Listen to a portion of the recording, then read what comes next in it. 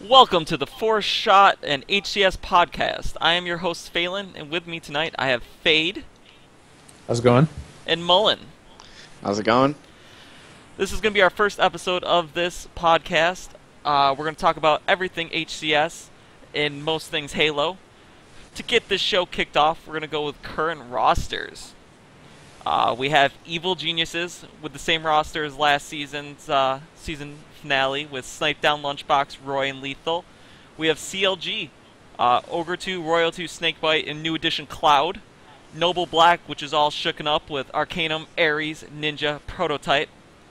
Cloud 9 with FearItSelf, Hysteria, Victory X, and to be named fourth, which we all assume is going to be Pistola. Denial eSports with Chig, Mikwen, Heinz, and APG. Elevate with Gabriel, MuNoZ, Shooter, and Straight Sick. OpTic Halo with Flamesword, Ace, Assault, MaNiaC.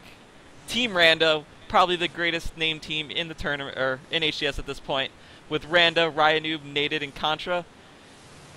And we have free agents SpartanTheDogg, Pistola, potentially, assuming he's not picked up by Cloud9, which we all assume he will be, Goofy, and Legit. So how do you guys feel about the rosters going into this season? Well, I think after everything kind of went down with the team changes, Evil Geniuses has by far got the better end of every deal just by not changing. I don't think any team strengthened to the point where they are going to compete consistently with Evil Geniuses. In fact, I might even argue that most teams got worse. Okay. Based off that, though, in Preseason Cup 1, Evil Geniuses seemed to struggle a little bit. Do you think it's just a little rust, some bad luck, or...? A little bit. I was watching the game type, or their match against Denial, and from Roy's point of view, and Lunchbox was having a lot of communication issues. His mic was cutting in and out, so no one could hear him throughout it, so I think that's part of it. The other part of it's just online. I think that's probably a big part of it. But who knows? Maybe their other teams are going to be better on LAN. But I guess that's just my initial gut feeling is that they're going to be the contender again. A team that really stands out, just looking at the rosters on LAN, is that potential Cloud9 team. A lot of people have been, kind of second-guessing them, and based on their online scrimming and in games, last night they scrimmed against Noble Black and they lost 11 games to none.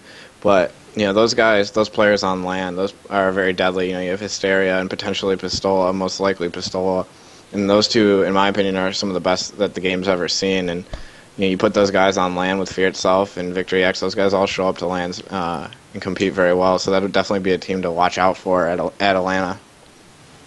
I feel Absolutely like, agree. yeah. I feel like Cloud9 is one of those teams that can either get hot and do good, or once they start having troubles, quickly get down on themselves. I was at PAX East watching the finals, and once one player starts getting down, the whole team gets really toxic really quick. So if they can avoid that, they have the potential to easily be a top team. I think a part of that, like getting down on each other, comes from Hysteria. He has a personality that doesn't work with a lot of players, but he's had success with all of those guys. And so I really do think that Cloud9 and Evil Geniuses are probably my top two favorite rosters and teams right now, if I was going to be putting money down or anything like that. Okay, so back to the Preseason Cup 1. We'll move right into that segment. We had Team Randa taking the first Preseason Cup over Elevate, with Denial taking the third place game over CLG, and then a four-way tie from there for 5th through 8th with Element, X Black, Noble Black, and Evil Geniuses. Team Randa won this tournament and have won some other Halo tournaments recently. Are they legit, or are they just online warriors? When it comes to an online cup, a lot of things play a factor: host, connection, all those things. Personally, in my opinion, nothing against those two teams. Team Randa's on a lot, and I see them practicing a lot on their streams.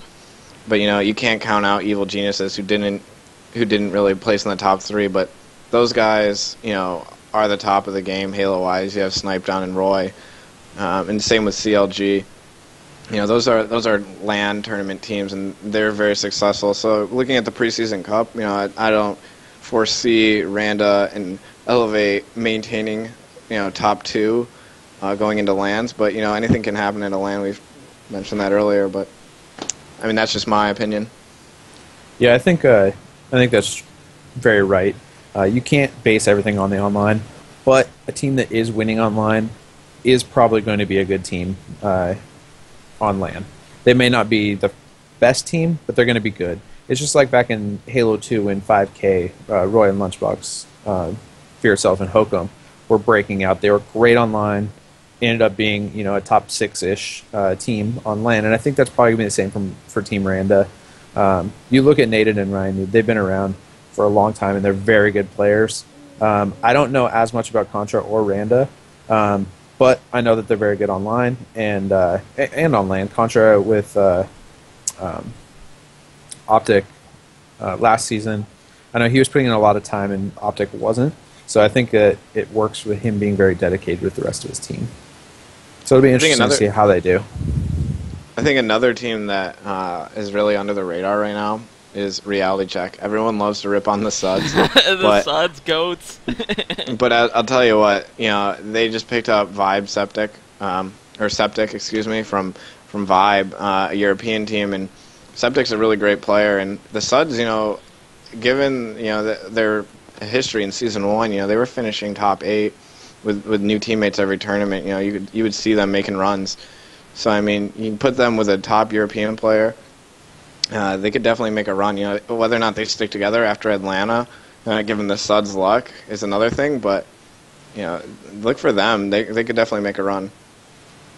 Yeah, absolutely. Credit to the Suds they're like the definition of grinders. They kind of got a super bad rep when they first came into like the MLG scene. I think early Halo 3 because they're super goofy looking, but they've stuck with it, and I have to give credit to them. They may not ever place first, but they definitely have the determination. I think their biggest problem is sometimes their communication and their mentality. They kind of get negative sometimes, and I think that's what holds them back more than anything. Just to bring it back to our starting point about the teams, Team Randa has won basically the last 3 online tournaments since Season 1 ended. I'm not sure. I know there was Preseason Cup 1, there may have been a PGL 1, and some other one that I'm not sure of. We're saying that they just might be some online warriors, and maybe had some luck and some hosts, but 3 tournaments in a row might seem like they might actually be legit. I just wanted to bring that up. No, for sure. I think they're definitely going to be one of the best teams. Best being like a top 8 team. But we'll see for sure how they end up doing. It'll be interesting. I think everything will kind of settle down a little bit after this first event. How do we feel about Denial or CLG? We haven't really brought up them too much. My personal opinion, I think Denial has the roster to beat. From a just pure talent standpoint, I think they're going to be tough on LAN. I know APG and Chig are some phenomenal slayers. Heinz, I'm not sure why CLG let them go. I think he's one of the best players around. Mikwen, he's always been a top player. As far as CLG goes, it's any team with Ogre 2 is always going to have a chance of being the best team. Yeah, both of those teams are they're very talented rosters, and they're still obviously with Denial making a couple of changes. They're going to have some kinks along the road early on, but they definitely have the talent to, like you mentioned, the Slayers and APG and Chig, Mikwen can snipe, and so you have the talent there. Whether or not they're able to mesh well enough coming into Atlanta, like a team like Evil Geniuses that is really stuck together. They have that built chemistry over a full season, and so that'll be something tough to defeat. But yeah, like you mentioned, those rosters are very talented. I agree with you there. Absolutely. I did watch the Denial versus when they in the preseason cup when they lost to Team Randa, I believe, and Heinz and Mikwen were not getting along in that series. Heinz, I watched from Heinz's point of view, but he was very frustrated with call-outs he felt like weren't being recognized by Mikwen. and that could be a just like the headset's not working correctly using Skype. I'm not sure, so it'll be interesting to see how they can build that chemistry together. But you're right, with APG and Chig, they're very talented players. Like, I mean, when I coached APG, he has incredible skill, and it never dies. And then Heinz, I think it was 2009 or 2010, the last year of Halo 3, so I think 2010, was rated like the best overall player in Halo 3 or in the top 2 or something along those lines. So he's a very, very talented player, and I was surprised that he got dropped from CLG. I don't think that was necessarily the right call, even though Cloud is great himself. I think they're comparable players, so I don't know how much either of the teams improved there. But CLG with Ogre 2 and Snakebite, I think those guys are absolutely insane, and so you can never count out that team to win any tournament. Agreed. And then just to kind of discuss some of the off-season moves, how do we feel about how everything went down with Ninja? And just kind of, you know, getting kicked off, not having a team, then having a team, getting kicked off again, playing with some free agents, now finally makes it back to Noble Black. How do we feel about Ninja's path? And in general, how do we feel about how Halo has tended to have been in the off-season, where a bunch of players either get kicked off or drop, and it kind of seems like a mad dash to pick up new players? You know, with Ninja, you know, he's one of the most popular players in Halo. You know, he does a lot with his stream. He's followed by a lot of people, a lot of subs.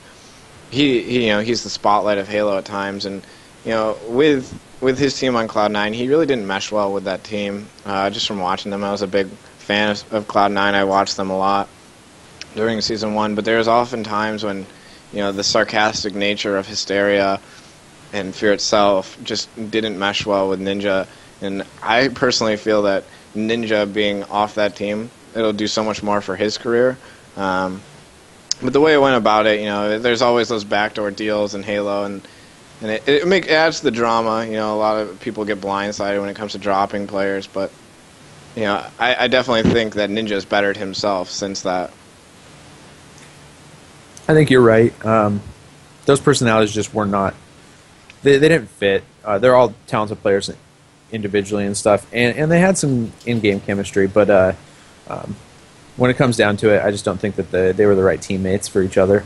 And I think Ninja will do better without, maybe not, I don't necessarily place better. I'm not sure how to judge this new Noble Black. It was hard to see Noble Black coming in and finishing third in the series final.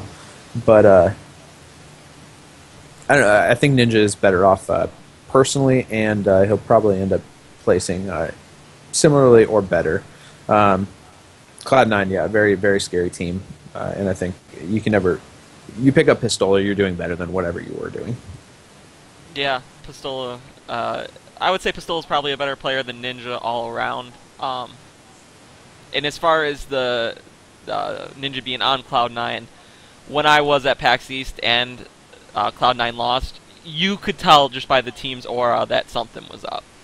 Whether, you know, you couldn't tell who they were really mad at or what was going on, but when I first found out that they had dropped Ninja, I was not surprised at all. Sitting in the audience, Cloud9 came out and sat in the audience, you know, basically right in front of me. And I could hear their conversations, and, you know, I'm not surprised that Ninja ended up getting dropped. How do you guys feel about the off-season team changes where everyone just kind of drops and it's a mad dash to pick people up? Should there maybe be some sort of, I'm not sure, some sort of, you know, something set in stone on how people should go about it, you know, where everyone just doesn't drop and pick up and random things happen, or is, you know, that just what Halo is, and that's, you know, a core part of Halo's off-season? I think it's partly, like, it's kind of a core thing of Halo. It's significantly better now than it was in MLG. The MLG team changes where the teams didn't own points, the individual players did, kind of incentivized all those team changes. Having the organizations like EG and Cloud9 and Denial and stuff coming in, and CLG, coming in and sponsoring these teams and giving players contracts is really going to slow that down. So I think in the off-season, in between seasons, you're going to see big team changes like we did, but I don't necessarily know if it's bad as long as it's not happening during the seasons, which I'm glad that it's not anymore. Yeah, I definitely agree with that. It's just how it is. You saw at the beginning of last season, Roy teaming was straight ripping and then leaving for Evil Geniuses, and people were upset at the time when it happened. T Squared was upset, but that's just the nature of the game, and like you mentioned, once these organizations are coming in and giving contracts, it's the team changes really slowed down. So the off season's a fun time, and teams need to make changes. If you're not content with finishing second or third, you're going to try to change it up. Yeah, agreed. It seems crazy to me at times that even a second place team is willing to make a change because they, obviously they didn't take first and they feel that they need to do something to get to first. But I would agree with Phade in that it's nice to see that they've implemented a point system and some rule sets to limit the number of team changes that go on during a season. Because I remember back in MLG that at any given time, teams every single tournament would be different, and it gets tough for fans, to keep track of teams and keep track of players when every tournament their favorite players on a different team. Yeah, definitely. I mean, one of the Orlando 2010, I believe, was the first event of the 2010 season, and I coached Dursky and Aries team, and the team changed I think 4 days before the event, and so that was like, I mean, that having that type of thing happen, I'm glad that it's not anymore. So I'm really happy about the orgs coming in and calming down and giving a more professional look to the league. I think that's going to help Halo grow. Yeah, for sure. All right, moving into the next topic, which is Preseason Cup 2, which is slated to be this coming up Sunday, 4/12, starting at 2 Eastern Time, I believe. This weekend, they're going to be introducing some of the new Forge maps, and I believe Ricochet as a game type. Have any of you got a chance to look at some of the Forge maps yet? And what are your opinions? How many should they add? Versus, how many of the old maps should we have? Things along those lines. Personally, I played a couple of the Forge maps, and I walked through a couple of them as well. And I like the fresh look. A lot of the maps, the Forge maps, they're not as appealing to the eyes of watching them, I would say. So that could be an issue. But, I definitely like the mix-up. Only having 3 maps and, a couple of game types, it gets very repetitive watching, in my personal opinion, and that's a big complaint. Ricochet as a game type, I really enjoy playing it with friends. It's an enjoyable game. It's very similar to a COD game of Uplink. Which is cool, and it'll be interesting to see if it sticks. But and it also will be interesting to see how teams create strategies for it, given that the fast-paced nature of that game type. Yeah, I completely agree. I love Ricochet as a game type to play on my own, when I'm playing with friends. But from an HCS perspective, as fun as it would probably be to watch that happen, I don't think it would be a good idea. I feel like it might create a market for like Ricochet experts, so to speak. People who maybe come from Reach. I think Reach is kind of where Ricochet started, or 4, and played nothing but Ricochet, and might be pros at Ricochet and not so great at the game. And teams might be willing to pick up those players just for these game types because it might give them an advantage where they'll always win a Ricochet game. To be honest, I haven't ever played Ricochet. I didn't play Halo 4 as much, and I try and vote for it every single time it comes up in playlists now, but I never seem to actually get it. So I don't know too much about it, but as far as... Well, I guess to let you know, Ricochet is basically, it's played only on Shrine as of now. I know some of the Forge maps have it as an option, but I've only ever played on Shrine. I don't even know if it's a ball or a bomb. I'm not sure exactly what you would call it. And when you pick it up, you can throw it super far, similar to like a person with a football, and you can throw it into basically a square on the flag objective. And if you throw it in, you get 20 points. If you hold on to it and run it in, you get 50 points. And then it's basically first to 200. So that's like a quick overview of what the game is. Gotcha. I mean, it definitely sounds interesting. Basically, I'd heard it's like football-ish. And so I think the concept's cool. And what you're saying about bringing in like specialists for it, I can see that happening early, but you look at the players, these top players, they're so talented and able to adapt and adjust, especially guys that have been playing since Halo 2 all the way through till now. A lot of different game changes and stuff like that. And then you can see like with players like Formal and Enable who left to go to COD, these guys are very good at picking up games, so I have no doubt that they'd be able to pick up and play Ricochet at a high level if that became a thing. But right now, I don't know. Yeah. As far as maps, I don't know the name of any of them, but I watched Naded run through and play on a bunch, and there were some very interesting ones that showed some promise. A lot of the asymmetrical ones I wasn't as big of a fan of. I like asymmetrical maps, but these particular ones didn't appeal to me. There was some good, midship-esque maps that I thought could see some play.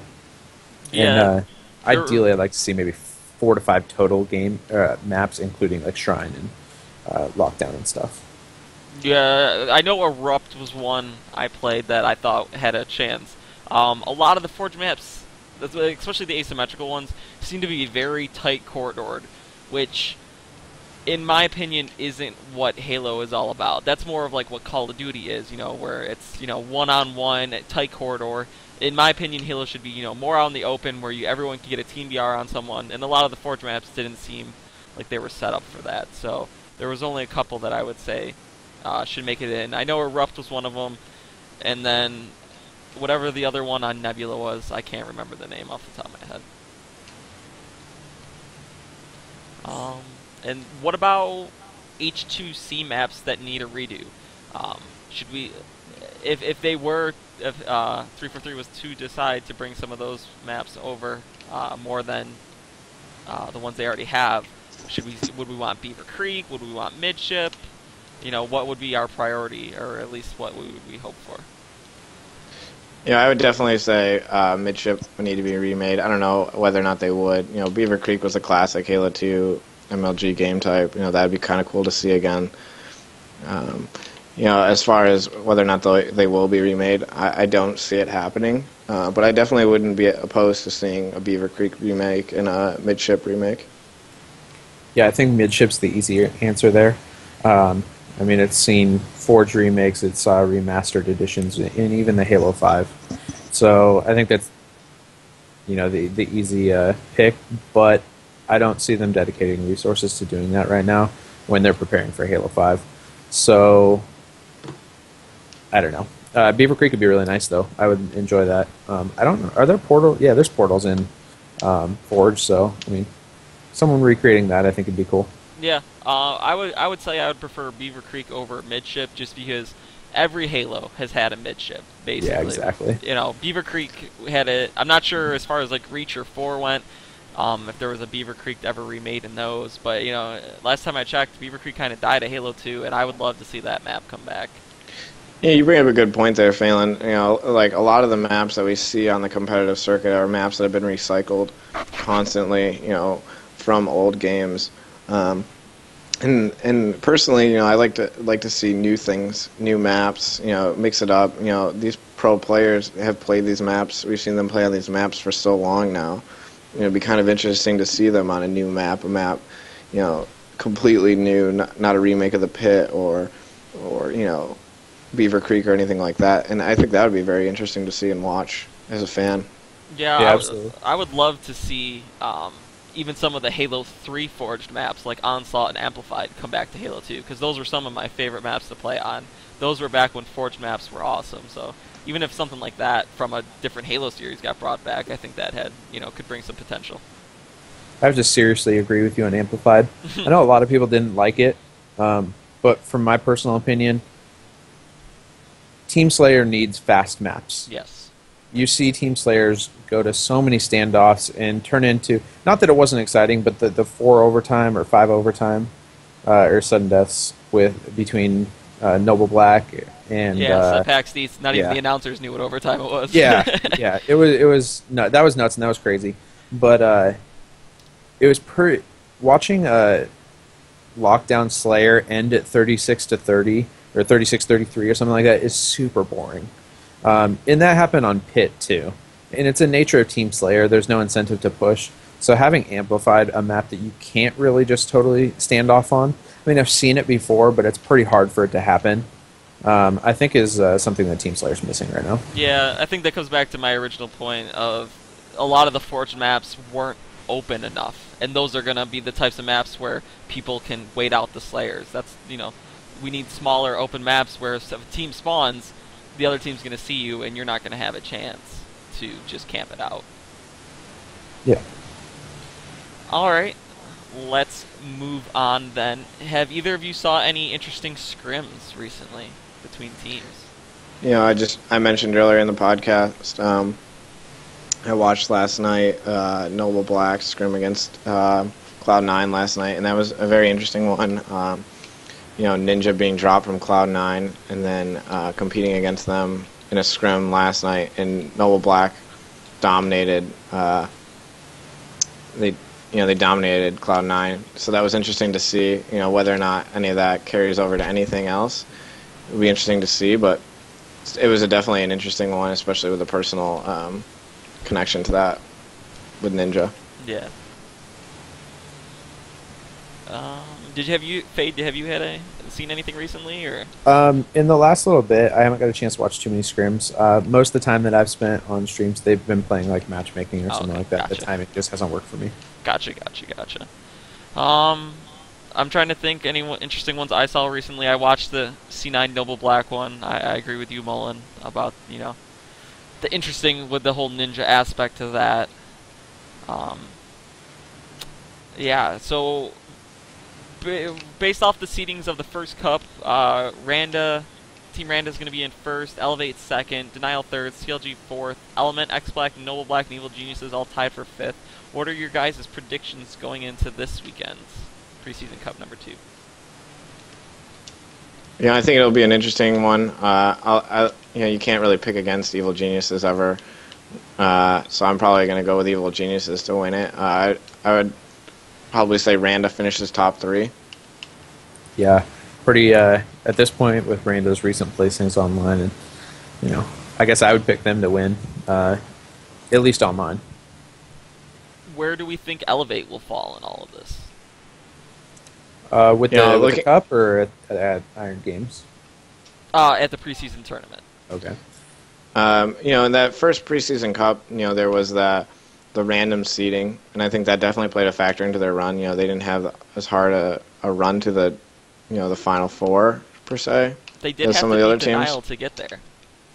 Yeah, but not until the finals. Not until the semis. So,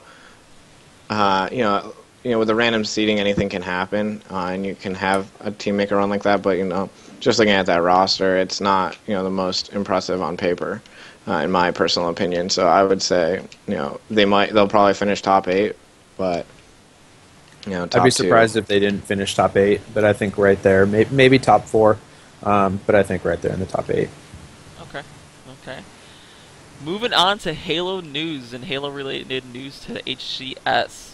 The first thing is the April patch. With the April patch, they're supposed to be bringing in some more rankings.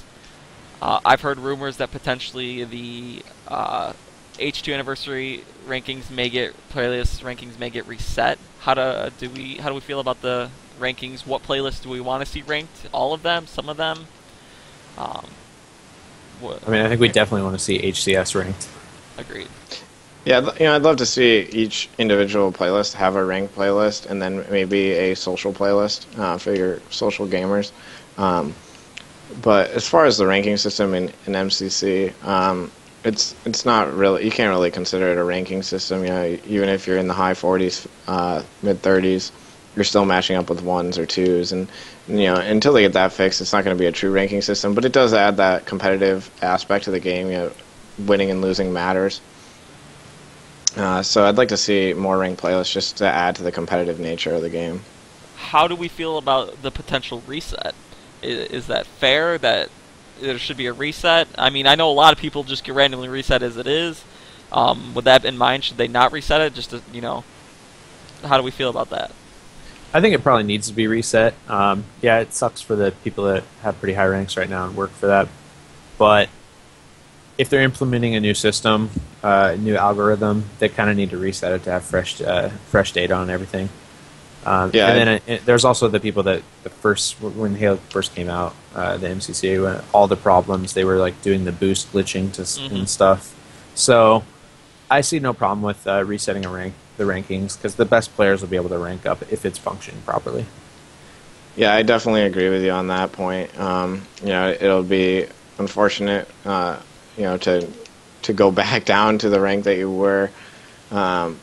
Being reset is always frustrating, but if you're going to make the system better and you're going to make it work more properly, I'd rather be reset. Okay. And then moving on to, in my opinion, the bigger news, T2 has announced his retirement. What do you guys think this means for Straight Rippin'? Do we think Straight Rippin's gonna still be around, maybe T2 coaching?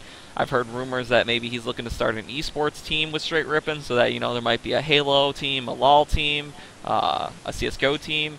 And what do we think it means seeing T2 walk away?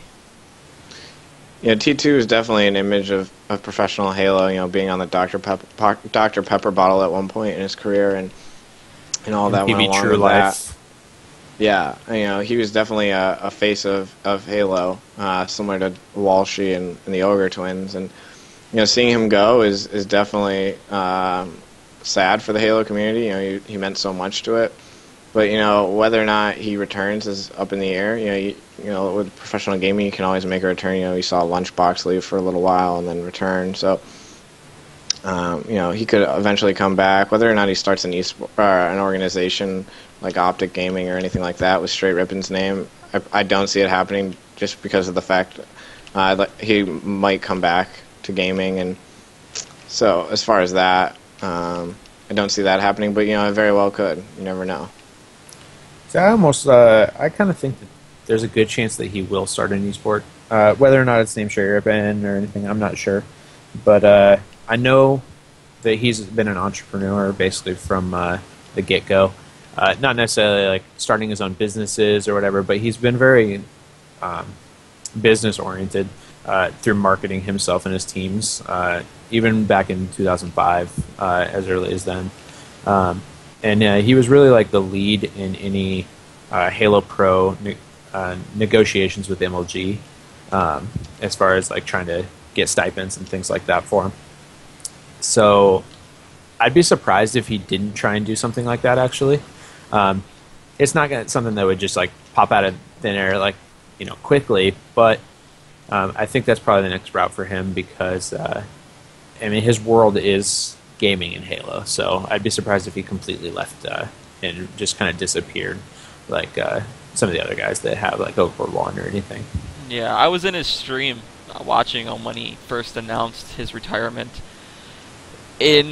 I almost didn't know what to believe. I've been a T2 fan since, I started watching Halo in like 2005. He's from Syracuse, I'm from upstate New York as well. He was kind of like the hometown hero. I rooted him on. I've always rooted on Straight Rippin' from the beginning. It was awesome seeing him get the 2009 championship in Halo 3. And just, when Walshy retired, I knew it was kind of a big name stepping down. But I didn't feel the impact, because, it always seemed like Walshy and T2 kind of always had a rivalry. So, just like, hey, Walshy's out, T2, kind of the old man now. But with him stepping down, I'm not sure who to root on anymore. It's sad. He's definitely one of the legends around, and I'm not sure, what's going to be like without him. We're just going to have to go on from there, I guess. Yeah, definitely. It'll be interesting. It's gonna be different. Although, it almost feels like he retired a little while ago, just because of how Halo kind of died after Reach and through Halo 4 and stuff. It just kind of felt like. Plus, he got older, and I think he calmed down a little bit. I know, like 05, 06, 07. He's very loud and had this big personality. And he did even throughout Halo 3, but I feel like he's gotten quieter, and I think that's just coming with aging. Not that he's old, but he's matured and stuff. So, and that's why I think like him running or managing an organization would be a good fit for him. And I hope to see him stay within the Halo community in some way, because he is a legend and someone that everyone remembers and wants to see around. Yeah, one of the interesting things in his chat, he said he never planned on retiring. He had this Costa Rica trip after Season 1 planned out for a while. He said at the season finals he was in chats with the team about starting a gaming house. If you guys remember, back in Halo 3, I think either end of Halo 2, beginning of Halo 3, they had one of the first gamer houses in Florida, the Straight Rippin' team. And it did well for them as far as placing went, and they ended up even winning the Halo 3 championship that season. And so he said he was planning on doing the same thing. And then, almost within 48 hours of PAX ending, Straight Sick kind of fled ship, and Naded, kind of worried about what was going on, ended up leaving, and it just kind of left T2 out to dry. And he said at that point he was just, tired of how the off-season works in pro gaming, and where people just kind of, abandon everyone, stab each other in the back, lie, cheat, steal their way to new teams. And it's unfortunate it had to go down like that with him, still planning on competing. And, I wish he still had decided to compete, even if it was with the Suds as they were hoping for. But what do you guys? How do you guys feel about how things went down? Is it T2's fault for going on a trip? Is it Straight Sick for just bailing and kind of real quick? How do you guys feel about that? I mean, I don't think that Straight Rippin' roster is going to stay together anyway. I don't think there was anything that was going to keep that roster together. Just based on their placings, I don't think they placed top 8 for the last 2 lanes before the season finale, the season final. But so it wasn't going to stay together. And I think part this Costa Rica trip, it's his retirement and stuff, and then did that. Part of it's I think a little bit of soul searching for him, which is weird to say or whatever. But I know he's lost a lot of weight in the last year, and really trying to remake himself as a person. So I think it's probably the best form right now, as sad as it is, just because his Halo career hadn't been going the way that he wanted. And I think that was kind of taking a toll on him, because he's a very competitive person. Yeah, I definitely agree. And I think, with competitive gaming, retiring on the top is not always easy to do. You'd hope, for a player like T2 or Walshy to, retire on the top and as one of the best players. But oftentimes, you can't walk away from the game when you're winning tournaments, and it's, when it comes to the time when you're not finishing top 4 anymore, you have to take a leave, and that's what happened with T2. And I mean, even in the COD world, you're seeing that with Nadeshot, he leaving OpTic, that was his team, and he knew that competitive-wise he couldn't keep up with players like Scump and Formal, and so he stepped down from his own team. And that's just how it is in the gaming world. I feel like when you're at the top of the game, you can't walk away, but once it starts to slip away, at some point you got to just realize that maybe the game's changed a little too much, or you've lost it a little bit, or something like that. Yeah, agreed. Like I said, it stinks to watch him have to jump ship and leave the scene, but it seemed like it was probably the right time, at least for him. Moving on to our tip/trick of the week. We're going to try to bring you a tip or trick every week to try to help you guys out, make you better at Halo, so hopefully you can crack in to the pro scene. The thing we want to talk about this week is some spawn times. For any good team, you're going to want to know your weapon spawn times, at least the major ones. Your rockets, your snipers, your swords, shotguns, all those weapons, you're going to want to know the spawn times, because those win matches. But some of the things I feel like teams lose sight of are, at least related to H2A, are the stalactites on Lockdown, the waterfall on Shrine, and even the camo on Warlord. So the stalactites respawn every 120 seconds. And remember that there's 3 of them on lockout, so that's or lockdown. That's an important one for teams to remember. Camo can single-handedly win you a game on Warlord. That spawns every 70 seconds. Camo and Shotgun is way overpowered, and you can single-handedly turn a game in your favor or put a team away by just getting that one item and controlling it the entire game. In the Waterfall, it doesn't seem like a big deal, but if you're spawn trapped or trying to score an objective, being able to shoot down that Waterfall can definitely help you get to your goal, and that's every 90 seconds. So if you have a coach, make sure they have a timer on those items on those 3 maps. If they don't, whoever on the team is generally in charge of trying to remember weapon times should start trying to remember those, because nothing sucks more than being top BR and having the stalactites drop on you and completely wreck you. And it also feels incredibly embarrassing. Yeah, it's very gratifying though when you get those environmental kills.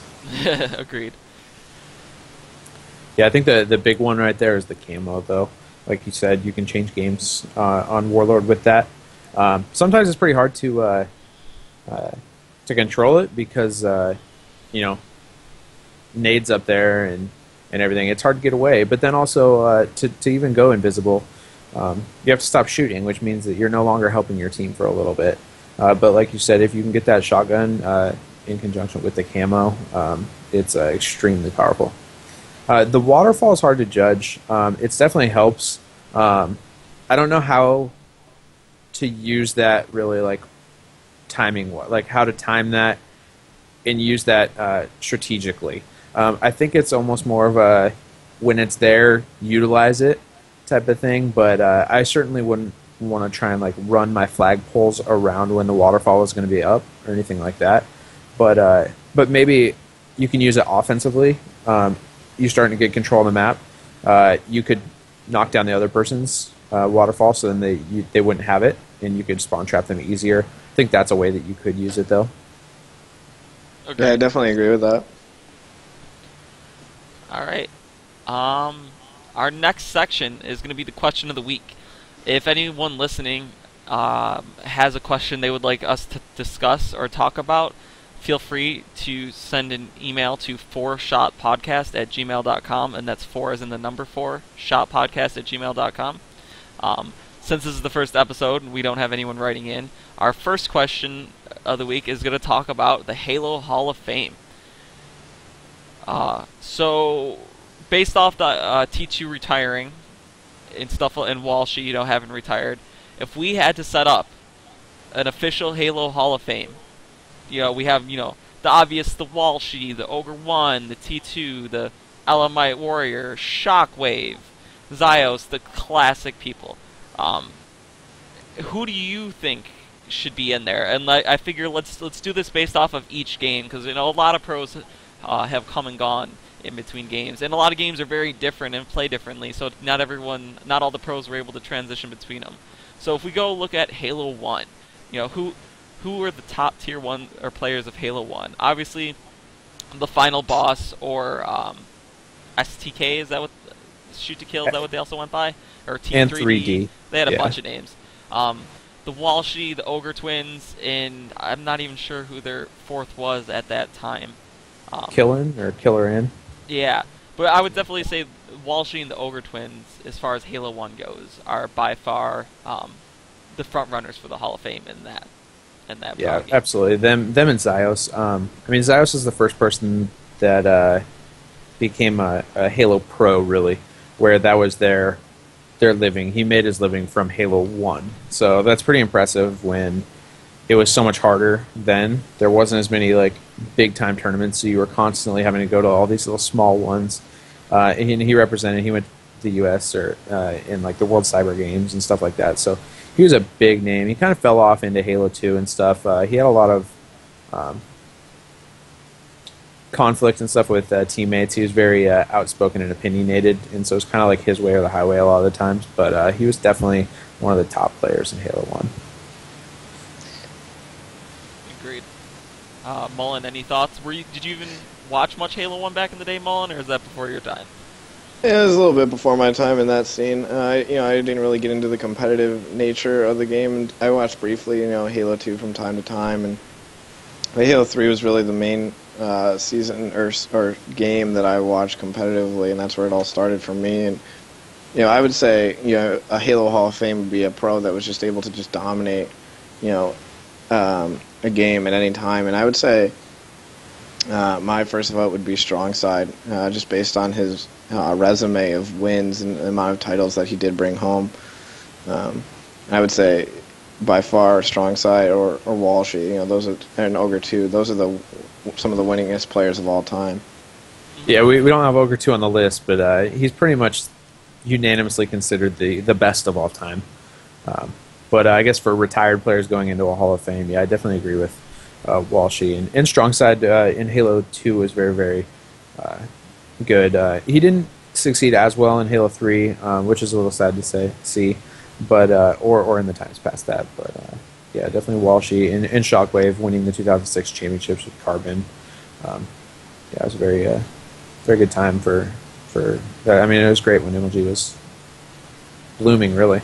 So let's transition then right into Halo 2. I would say pretty much that entire Carbon roster gets inducted into the Hall of Fame. Right? I mean, I would say right alongside a final boss with Walshy and Ogre, but since they're already in there from Halo 1, I would say as far as Halo 2 goes, Shockwave, Gandhi, Ghost Yami, who's working for 343 now, Karma, those four, they were a dominant team to say the least. Yeah, absolutely. Yeah, them and Final Boss together, it was. I mean, it was basically playing for third after that. It was almost like Triggers down the straight ribbon in 2009. Yeah, agreed. So then, moving into Halo 3, I would nominate Straight Rippin', at least T Squared, Elamite Warrior. I would say Snipe Down, but obviously he's still playing. Legit was on that championship team. He's still playing as a free agent. Maybe we'll have to see how things play out. But I would say at least Neighbor, working for 343 as well now. I would say definitely so. T2, Elamite Warrior, and Neighbor are probably some of the Halo 3 guys who would be in the Hall of Fame at this point. Yeah, I would definitely say Neighbor. Yeah, I agree with you on those three guys. I think Elamite Warrior was actually, I feel like he got underrated a lot when he was playing. He was kind of like the do-everything type of player, but he's extremely solid. He reminds me a lot of Lunchbox. And Roy, actually. Lunchbox and Roy are pretty comparable in my opinion. I guess fitting that they're twins, but he just really could do everything and did it very well, and extremely smart player. Yeah. Yeah, I definitely agree with that. Okay, and then moving into Halo Reach. This is where I'm going to fall off a little bit as I started fading away from the scene around this time a little bit with school and work and stuff. Who would you guys vote for as far as Halo Reach? Yeah, as far as Halo Reach is concerned, that's when I feel like Halo really fell off the scene, given how that game really didn't have as much of a skill gap as games like Halo 1, Halo 2, and Halo 3 had. But if you're talking about the best player during that time, I would probably say Pistola. Yeah, Pistola and Nabel. I think those two guys are really pretty untouchable. Okay. What about, and then will we have anyone for Halo 4, or is that too recent with... Yeah, I think it's too recent. Even Halo Reach is a little too recent to say, like, Hall of Fame, like, legend status. Okay, yeah. Yeah, I definitely agree. Yeah. Okay. I think that about does it is for episode 1. We're going to start wrapping up a little bit here. As I mentioned earlier, if you have any comments or questions, please send those emails to 4shotpodcasts, the number 4, at gmail.com. I'd love to hear from you, especially if you have questions that you would like to hear us talk about. Please follow me on twitch.tv/Phelan, Fail3N. That's where I'll be live hosting these every week for you guys. Any closing remarks from you, Phade? No, just thank you for having me. I'm not super active on Twitter, but my name on there is at Phade. So PhAdey PhAde. So you can follow me there. I'm sure I'll start posting there a little bit more though. Okay. And Mullin? Thanks for having me. I try to stream as much as possible on my Twitch channel as well, like Phelan mentioned his. Mine's the real P Mullin. Come follow the channel. Come play some games with me. My gamer tag's the real P Mullin. If you're trying to play some Halo, I'm on pretty much every day. So definitely open to playing with some new people, and hopefully we can continue doing this and making this even better week to week. And user or fan content. Let's bring it in and let's talk about what the fans want to talk about. Yeah, I plan on posting this to the Team Beyond forums to let people know that it's out there, and maybe the HCS Reddit or Halo Reddit. I'm not even sure if there is an HCS Reddit to post on there. I would like in the future to maybe get some guests on here, maybe like Ninja, some people who are predominant figures in the current HCS scene. But that's down the road. We'll have to see where we go from there. Alrighty, any final comments you guys would like to mention about today's cast or anything? Not exactly. I was just say there's not an HCS Reddit to my knowledge, but there's a competitive Halo one. So It's just /r/competitive Halo. Okay. Anything from you, Mullin? Thanks for the opportunity. Look forward to doing this again soon. Yeah. Alrighty then. From Phelan, Phade, and Mullin, thanks for listening, guys. I will have this up on YouTube and iTunes very soon. Bye.